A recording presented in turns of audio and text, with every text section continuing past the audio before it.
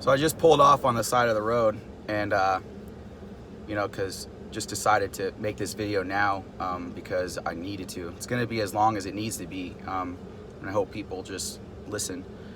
So I actually pulled off on the freeway. I was driving down the road and I pulled off because something just told me to pull off, man. And I'm driving down the road and I was like, I got to make this video now because, I have to.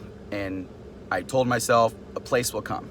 And I was driving down the road and then the place came to me. So I decided to drive back to where I grew up. I'm at 51st Avenue in Thunderbird at these apartments on, I forget, Glenridge Apartments, where pretty much everything started almost. Basically, I'm just gonna say my life in my own words, I guess. So I think it started when, from what I can remember, when I was really young, probably second grade, I think. I can't remember. When my dad and my mom broke up, and he left her. I would too. That's not what this story is about. Okay, so don't get that twisted. So at that point in time, my mom was already taking, depression medication, and she was, you name it, she took it. She smoked meth as well. She was on Demerol, Dilaudid, Percocet, Oxycontin, Somas, Carisoprodol, Vicodin ES, morphine. You get the idea, okay? It was everything. That made it really hard for me because I was just such a little kid. I remember being second grade, coming home and finding my mom face down with, foaming at the mouth, and I had to call 911. And I'm like third grade at this point, so it was really hard. After that, from there, from what I remember, I was really young, so I'm just gonna give you as much as I can remember. And I know I'm gonna miss things and people and mentions and stuff, so bear with me. I love everybody, I guess. So I'm living at 51st Avenue in Thunderbird at this apartment that my mom's renting out. My grandparents paid all the bills. My grandparents bought all my school clothes. My grandpa taught me more than anybody on this planet. Use a tool, put it back where you got it. Drink water. A man supports his family. Don't lie. Stuff like that, okay? Stuff like that no matter how crazy the world is, will always be true. And so I'm living at 51st and Thunderbird, and I was going to the same school, Marshall Ranch, for a long time, and I was in 7th grade. And but the shitty part about my life was my mom always had like meth heads living with us and people like cooking up meth in our apartment and stuff. So she ended up owing some bad people some money and for drugs, and because she would be all methed out, sleep for 3 days at a time. My sister was cooking for me. We were doing our own laundry. Me and my brother and sister, what we would do is we would go into my mom's purse and take her food stamp card, and we'd go to the store ourselves and just push a cart back. We didn't even have a car. On and off had a car. Mom had a car, then she didn't. She had one, then she didn't, And so a lot of times it was just like pushing a cart and stuff. So, and my sister and my brother mostly lived with my grandparents, but for the most part growing up after all that, but my sister really took care of me, PB&J, macaroni and cheese, spaghetti, all that stuff. So she's the best woman I've ever known. And anyway, so my sister comes in one night. It's like 1 o'clock in the morning. I'm in my truck, and I just decided to come here and do this. Here's the apartment that I grew up in. It's that unit right there on the bottom. I'm at Glenridge. This is as real as it fucking gets, man. This is just as real as it gets. So my sister came in and woke me up, and she's like, "Hey, the house is on fire." And I'm like, "What?" So it turns out, some dude threw a freaking cocktail bomb through our back patio, set our whole house on fire. I'm running out of the house, it's on fire, the fire department's coming. It's just crazy. And my mom was passed out. Like, she was passed out, like, from drugs, and like it was really hard to get her up. This is a true story. I actually ran back into the house because I knew where my cat George was. I named him George after George Strait. I ran in and I grabbed my cat George from under the bed because I knew where he'd be hiding. And I saved my cat, so just throwing that out there. So then I moved in, and then after that happened, we got evicted from the apartment complex. I'm not sure why and whatnot. Well, we moved to a different unit, and then we moved out, finished the term, whatever happened, I don't know. But we stayed with my brother's friend, Frankie Quinn, Stephanie Quinn, and their mother. They took us in because I had nowhere to go, you know, nothing. So at this time I was going to Marshall Ranch. I was kind of picked on a lot because I always smelled like cigarette smoke because my mom smoked inside. Got made fun of for stealing shoes out of the locker room because there were some pretty sick Nikes and I didn't have them myself. I mean, my mom bought me some Jordans at some points, but, you know, so I'm not going to say that. But there were some good times, you know, mostly bad.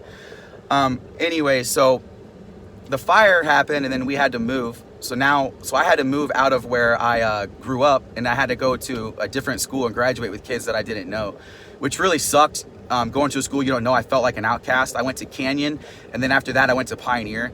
I really felt like an outcast there, you know, just because I was like the new kid, and nobody really knew like what I had going on at home or like the struggles that I was facing and things. So, you know, it was really hard because I was afraid to go home. I mean, because to be honest, my mom used to kick the living shit out of me. There'd be times where I'd wake up to her beating my ass. I mean, she would knock my brother out multiple times, make him bleed. She stabbed my sister growing up. She's come at me with a knife to where I had to push my own mother on the floor to get away from me, or else I was going to be stabbed to death. These are some things that happened. I was in 7th grade. And so that was kind of hard to deal with, you know, but I kept my mouth shut. And I, you know, and at this time, 7th grade, keep in mind, it was, I want to say, got to find a good angle, you know. I want to say I was like 11 years old.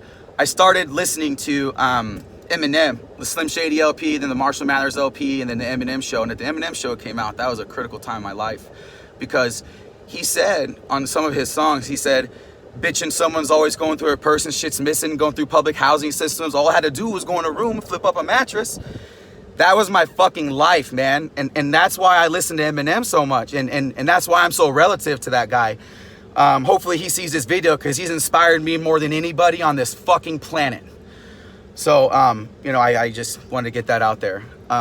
So his music was relative to me. I remember putting on my beanie, my bike. I had a CD player with some whack ass fucking headphones, and I used to just ride around. And, you know, there would be times where I would have to put a dresser in front of my door and close it to stop my mom from going in and beating the shit out of me while I'm laying on the bed listening to the fucking Eminem show, hoping and praying and just wishing that I would wake up older so I could get out of the situation that I was in.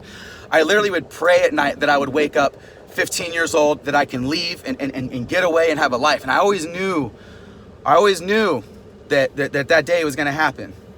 And so, you know, now we're, you know, 8th grade, I guess, 7th grade. And I graduated 8th grade. And then I went to Cactus High School. So high school, I lived over by the school on 59th and Greenway. Quick shout out for Michael Stubbs and his father allowing me to live with them for free in high school, even though I slept in and stopped going anyways. But that guy and those Randy Stubbs and Michael Stubbs are two of the best people I've ever known, so I have to throw them in the video. And Mike Stubbs owns Arizona Event Rental, so you should rent from his company because he's a good person. Anyways, so this is all childhood relative stuff. I have more friends than my adult life. This is child stuff. This is my life story, so just bear with me. I go to high school. I'm a freshman. My mom's drug addiction gets worse. She continues to talk to people that aren't there, have people live in our house again. You know, she was trading food stamps for drugs, and she was in and out of jail. So, you know, that happened.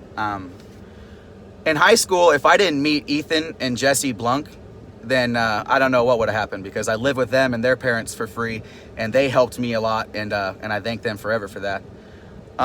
Anyways, it's high school, freshman year goes by, sophomore year goes by, junior year starts.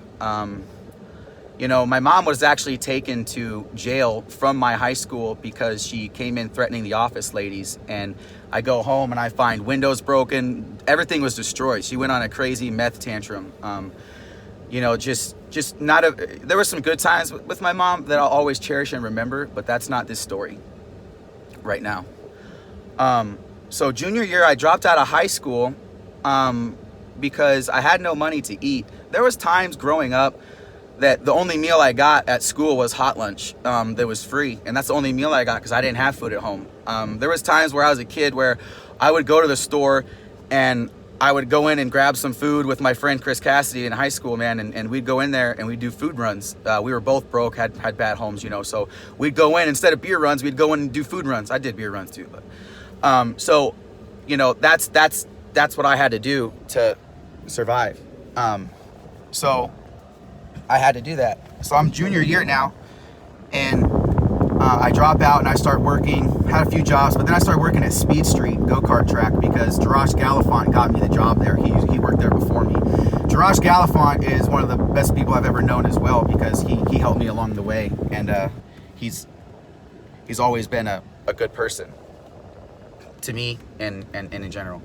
Shout out to him. So I started working at Speed Street, but I didn't have a car at the time, so I was taking the bus to and from where I was living, because I moved in with my friend Ethan Blunk's parents, and doing this on my phone, so I'm sorry if it sucks. And so I moved in with them, and remembering back 15-20 years sucks. I moved in with them, and I was taking the sometimes, like, Don, their stepdad, would drop me off in the mornings, and then I would just take the bus home after, because he dropped me off at the gym at 5 a.m. and then I'd do that, and then I would take the bus to work. But a lot of times I didn't have a car, so I just slept at Speed Street, the go-kart track. I slept there, and then just took the bus home at 5 o'clock in the morning, and then, you know, did it all over again. Took the bus there, and I slept there. Tex Taylor was the owner of that place, and he really implemented where my work ethic started. So shout out to him. I'm working at Speed Street, and I meet a guy named Jason, and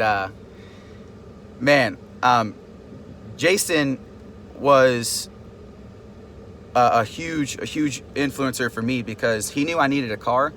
So he loaned me $3,000 for a car, and I paid him back every week out of my paycheck. And I did pay him back. So that was how I got my first car, was Jason loaned me the money. And so that's how that happened. So he loaned me the money, and I got my car, and I drove that car and worked at Speed Street for about 7 years. At the same time, I was just getting into personal training in 2007 when I was applying at LA Fitness. Russ Piazza gave me the job at LA Fitness and really started my fitness career. So another shout out to him. Actually hired me again a few years later at Gold's Gym, which really changed my life. So I will never forget that he did that for me. So I'm working at LA Fitness and doing sales and all that. And then I got fired by my manager, Toby Waller. And so at the time, great guy. He taught me so much stuff about sales. Him firing me was the best thing that he could have ever done, and I thank him for that. And that's why I mention him, because he was an influencer for me as well. So anyways, I stopped working at the go-kart track. I'm a personal trainer now. Now I'm out of high school. I got through all that bullshit, you know. I still didn't graduate high school. I'm doing all these entry-level jobs. I'm working for collections. I'm doing pest management. I'm doing dead animal pickup. I'm working at Chuck E. Cheese. I worked at Mervin's. I did Arizona Republic door-to-door news sales was my first job. Anyways, now we're all the way up here, and it's 2012 around there, and I'm having a conversation with my ex-girlfriend at the time, and I told her, I said, I really need you to trust me here and just allow me to do this. And I know I'm not going to make any money to start, and I need you to carry us, but this is what I'm supposed to do. And so she allowed me to quit my collections job and start personal training. I was personal training, first 2-week check was like $100, man. It was like nothing. I was like, fuck, this isn't gonna work.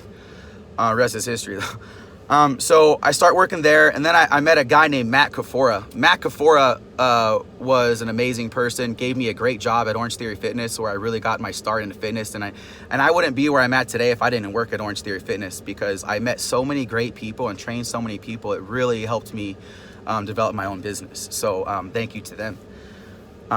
So, you know, I quit Orange Theory. I go start working for this guy, Seth Thurston, great influencer as well. He helped me out, loaned me some money before to pay off debt that I needed to. Great guy. I start working for him, and then I went back to Orange Theory because I wanted to make more money and work less hours. And then I quit Orange Theory again because I wanted to do my own personal training business, because I just was tired of all the businesses and how they were ran, and I felt like my workouts were better, so I just wanted to do my own, you know. So don't just talk about things, do them, you know. So at that point in time, I actually went to, people are looking at me like I'm weirdo in my car talking to myself. So after Orange Theory, I actually I quit Orange Theory, and I just decided to start working for myself. I knew Josh Barnett at Metroflex Gym for several years, great guy. He gave me my start there too. When my mom passed away of a drug overdose, I called him, and so he's a big influencer for me as well. Even though we've had our ups and downs as business, but we're still friends, and I think I'm better for knowing him. Shout out to VJ Hills and Matt Juris, a couple other people, Brian Picari. I mean, I have a lot of lists of people that are helping me out. Anyways, back on track. So now I started my own business of personal training, just working out of the gym, and I got up to like 20 clients, and it was kind of nice that I'm doing something I like to do and I'm making money doing it. It took a long time to get to that point to take that courage and step, but I did. And then in a year after that, not a year, right when I was starting it in October 2016, I met a girl named Jordan Harmon who, we're not together anymore, but we're great friends. She really believed in me and gave me the push. So, I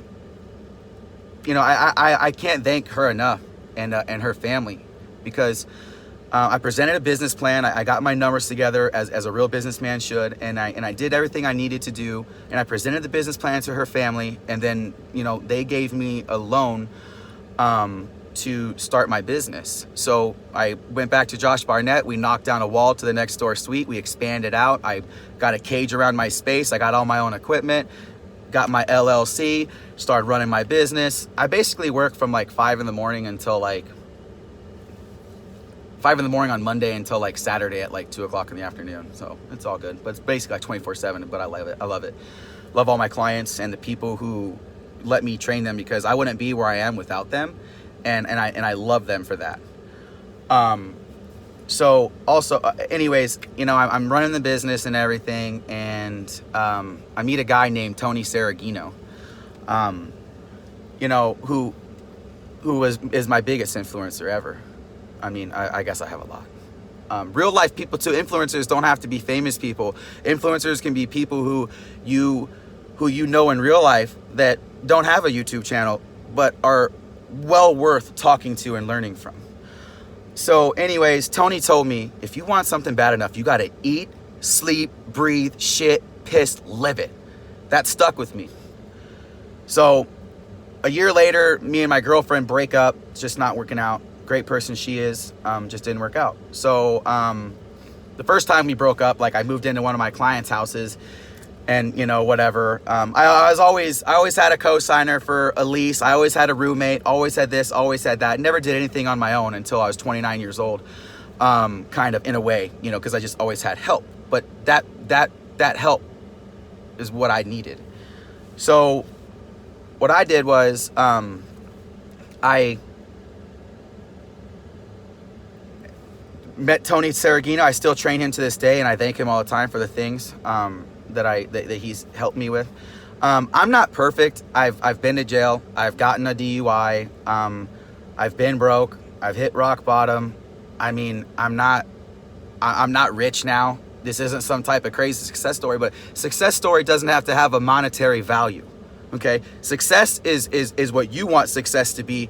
It doesn't have to be what you see it and what it's perceived. So this is my success story, but that doesn't mean I got $1 million. So, I'm working and I'm paying this loan off, and I'm growing the business and everything. And during the last 10 years of my life, I've had clients tell me that I should be a motivational speaker, because the things that I say and the ideas that I have and the creativity, it really comes to me, and it really, that's my biggest passion, is really talking and helping people. So anyways, I even fell behind on my loan, paying her family back, and her dad was so cool about it. And I was able to work that relationship with him, because I made some bad business decisions, like hiring people and doing stuff that I wasn't ready to do, but I thought that was the right thing. I failed so many times and implemented so many different processes when I was trying to become successful. I trial and error, the Shark Tank show is really inspired me too. All those guys, man. Damon, that's my man. Anyways, I hope he sees this. anyways, so it was the last time that me and my girl broke up. I was done having a roommate. I was done leaning on other people, and I was really done with all that shit. So I decided that I had to create a new habit for myself to formulate my plan, because it wasn't going to happen had I continued doing what I had always done, and that's reached out for help. I moved into my office. I've been doing my laundry in a laundromat. I've been showering at Mountainside Gym and using their gym just to get out of my own house in a sense, because I run my own gym, but it's like, you know, I was living there. So I used a hot plate to cook with. I used a microwave, and I used a little thing to cook. I mean, I had everything I needed. And don't think that because I was in my office, I didn't have everything I needed. I chose to be there. I put myself there to teach myself a lesson, because I'm in control of myself. And a lot of people need to understand that you're in control of you, and you can do whatever you want as long as it's not hurting nobody, breaking the law. So I knew that if I moved into that office, that I would create the change that I wanted to see in myself. And I did. So, you know, I'm living in the office, and I lived there for 11 months. I just moved out 2 weeks ago. Anyways, it was a struggle. You know, I didn't have a bed. I was just sleeping on the couch. I got an air mattress later on, but it was a struggle living in the office. My social life was ruined. I was really depressed. I didn't feel like I was successful. I didn't feel like a good person. I felt like I was ugly because I didn't have what everybody else did. Girls were turning me down. Everybody was turning me down. And it's like, and the things that I was saying just wasn't me. Anyways, so I was 2 weeks ago, and I make this long story short because this is not, I'm not here to bitch and complain. I just really think people need to hear this. I just really do. And I cried on the way over here, and I thought I was going to be emotional, but I'm so much more motivated and amped up and hyped up about what I'm going to tell everybody right now that overcame the feelings I had in the past, to where now those feelings aren't feelings of terror anymore. They're feelings of joy because I overcame it. So, long story short, I guess, 2 weeks ago, and I'm a big Machine Gun Kelly fan because that guy's just awesome. He can act, he can sing, he can rap. I mean, cool dude, man. Fucking cool guy. And I want to meet him. So, anyways, and Eminem. Isn't that weird? That's kind of funny, right? They're both good. Anyways, so 2 weeks ago, I saw a documentary on Netflix called The Dirt, all right? And I started listening to some fucking Motley Crue. And I want Motley Crue to see this fucking video too, because this shit's fucking epic, man. All right? It's epic. So let's get into the good part now, all right? I saw The Dirt, and Motley Crue taught me, be yourself and just fucking do epic shit. And you know what? I'm gonna be myself and do epic shit and stop fronting like I'm somebody else, posting for likes and all that dumb stuff. I saw that, and I started listening to their music, and I just got amped. And this last 2 weeks has been the best 2 weeks of my life. I've been so motivated and hyped up, and I'm like, oh my God, all these thoughts are coming to me, and I'm coming into the person that I wanted to be. It's like crazy. So I did that, and I was in the midst of starting all this training stuff. I was like, you know what? I was like, I have so many things, you know, going on. It's just, it's crazy, but I love it all. The last thing, I'm going to close this with this epic story from last night. And this is what really, changed my life. Last night was the first time ever I can say that I told my dad I love him, and that, you know, we're going to have a relationship now, which is great. And, last night I got drunk, and, I just moved into these new apartments. I got drunk last night, and like blackout drunk, but it was so fun. And I ended up, I'm actually starting to shake because this is so awesome, but I actually got so drunk to where I guess I went into the wrong unit last night. My key worked, which is just crazy, but I think it's fate because I'm supposed to do what I'm doing right now, like this video. So I fucking 9 a.m., wake up, remember nothing, all right? That's what happened. And I wake up, and I'm like, where's my dog? I'm like, who moved my TV? I was like, where'd these shoes come from? I walk out, where'd this couch come from? I walk outside, and I walk outside, and this guy goes, what the fuck are you doing in my apartment? And I'm like, holy shit, man. I was like, this is It's a huge misunderstanding. And the police came, you know, put me in the back of the car. I explained everything, story checked out. Everything was awesome with that. But my thing is this. I woke up, I didn't know where I was, but I slept in this guy's bed. He was not there. No one was there. His Rottweiler wasn't there, or I wouldn't be here. And he was like, yeah, I saw you just go in the house and go to sleep, da da da. And I was like, yeah, man, I'm sorry, misunderstanding. Long story short, I could have been shot and killed. I could have been mauled to death by his dog. I'm not waiting any longer to fucking live my life. I'm doing it now. You only live once, okay? So this is my introductory video to let people know a little bit about my story, where the fuck I came from, and why I'm going to be a motivational speaker, and why I'm gonna change 1 million people's lives, because that's exactly what the fuck I wanna do, and I'm gonna do it, and that's that. This video was 25 minutes long. I thought it was gonna be fucking 9 hours, and I'm glad I got this out. And I want this video shared, and I want people to hear this, because you know what? This isn't the fucking success story that the world wants. This is the fucking success story that the world needs. For the first time in my life, I'm paying all my bills. I can eat my food. You know, everything is fucking great. And it's just because I just have everything that I need. And this feeling feels so good, and this positivity feels so good that I have to get it out to other people. I'm working on a motivational speech right now that is going to shock the world. And I always knew I always knew this about myself, and I always believed in myself. So the only way you can truly become successful is believing in yourself and never, ever, ever giving up. Never fucking give up. If you had one shot, one opportunity, yeah, you know that song. Thanks for watching.